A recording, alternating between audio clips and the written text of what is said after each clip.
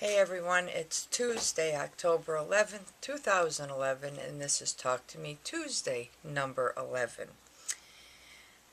A lot of 11s there. Um, just think if it was next month and it was the 11th. Anyway, just a quick message about the Red Cross Disaster Relief Fund. End of the month, that's it. I'm going to go ahead, send in what we've got, and call it quits at that. We will still have blood drops and keychains if anyone's interested, and we will still send the money to them.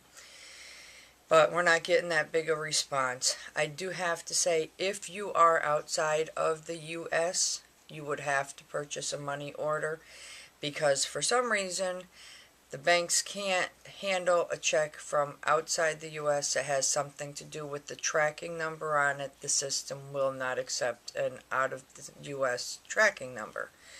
So just for anybody who might be interested, that way you know. This week, I showed last week that there was a piece I was going to be working on for my son to make a cover for his certificate that he got. And last week I showed you what the picture was going to be like. I did actually, believe it or not, get all the stitching done. So, here that is. Got all the stitching done on it. I think it came out pretty good. All that's left now is to put it together, and that'll be another project finished. I kind of like it. The eagle came out like really cool. I like the colors that were chosen for it, so that worked really well. So that stitching is done. Put it together. It'll be done, so we'll take a picture of it next week when it's completed. I did mention Halloween's coming up. I've got a couple things in mind that I want to work on. One of the things I was thinking of was making a felt witch doll, and kind of had an idea of what I wanted to do for the pattern. So of course my daughter does all the drawing of the patterns. I just tell her what I have in mind. She draws them, because like I said, I'm terrible at drawing. So I told her the shape I wanted the pieces to be, and she drew them out, and then we adjusted it, like, this has to be bigger, or that has to be a little skinnier, or whatever. And because I had bought specific pieces of felt for it, I didn't want to take the chance of cutting the pieces out of the felt that I bought for the witch and not having it come out quite the way I wanted it to. So I decided that I would just use some scrap felt that we had and just do a prototype to see if the pattern was going to work, did we need to make any adjustments to it, or if it was going to do what I wanted it to do. And I'm actually really pleased with the way it came out. And this is our little trick-or-treater. I think she came out really neat. She got her little trick-or-treat bag, and what we did is these are actually a kind of oval shape, and I cut 4 out to begin with.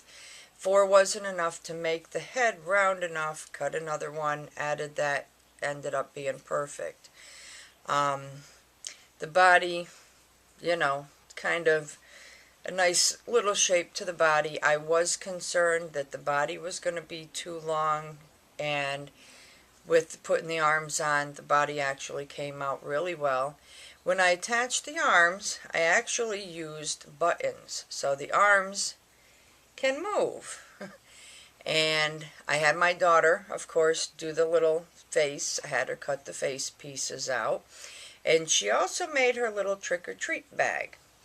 So it's a combination there once again, but I am really happy with the way this came out.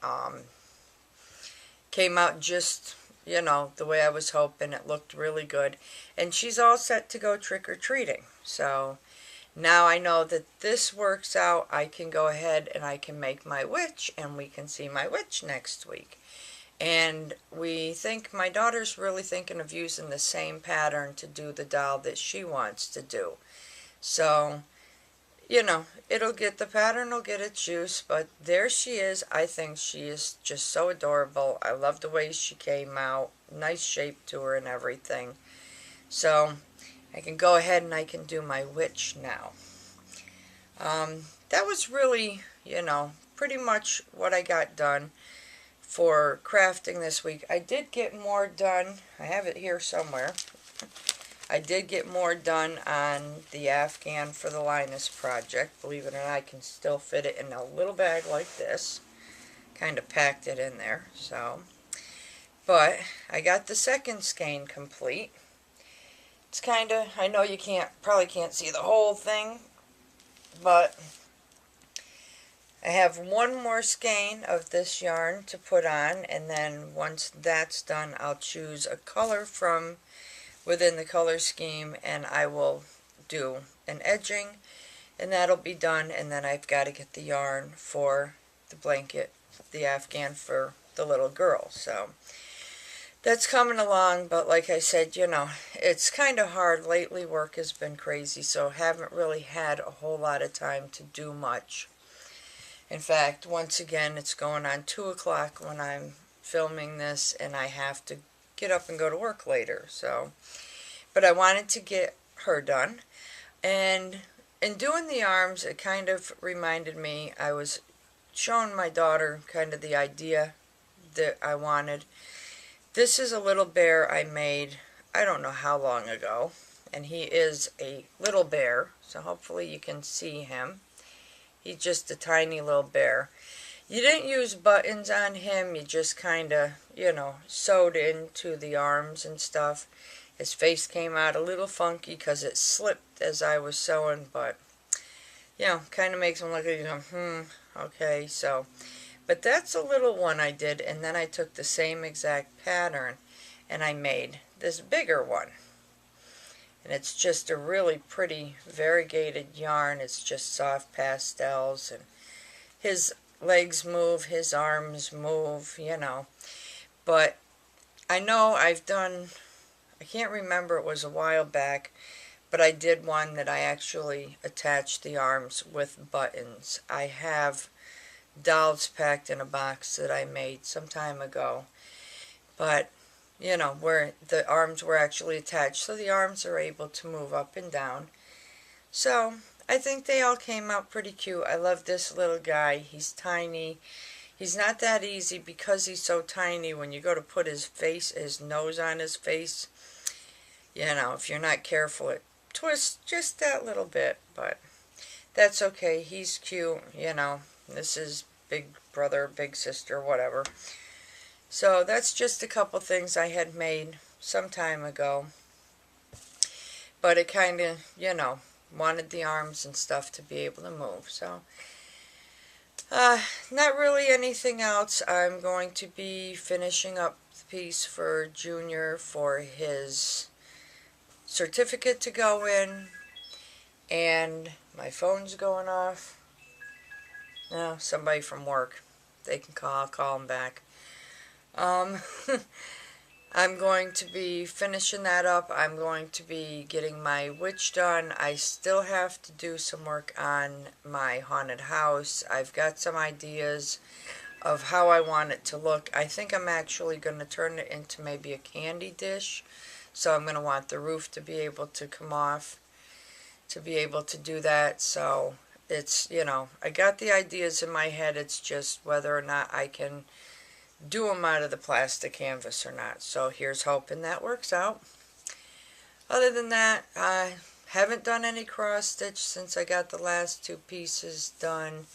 I do have a couple ideas there as well, but that'll be more for Christmas time. And I do still have to find the larger buttons to do the covered buttons with. So if I can't find them in a craft store, I guess I'm going to have to look online and see what I can come up with there. Other than that, still haven't been able to catch up on the videos. In fact, I think yesterday or the day before, I just finally got to watch the last video that was posted last week. So it's just been crazy. I've been trying to get stuff done as far as crafting here and running around, and there's not much time left at work. So anyway, I hope everybody has a wonderful Tuesday. I look forward to watching the videos, even if it takes me the whole week to finally get them all watched. But I look forward to watching the videos and seeing what everybody's doing. And the quilts are coming out just, absolutely beautiful. I'm starting to see more of the, I believe they call it Project of Doom or whatever. It's the bookshelf, and, they're coming out really neat. So, congrats to everybody who's completed them, because I know I'd still be working on the first square. Anyway, hope everybody has a wonderful Tuesday, a wonderful week, a wonderful weekend, and it's good night for me. Good morning, good afternoon, good day, goodbye. I'm out.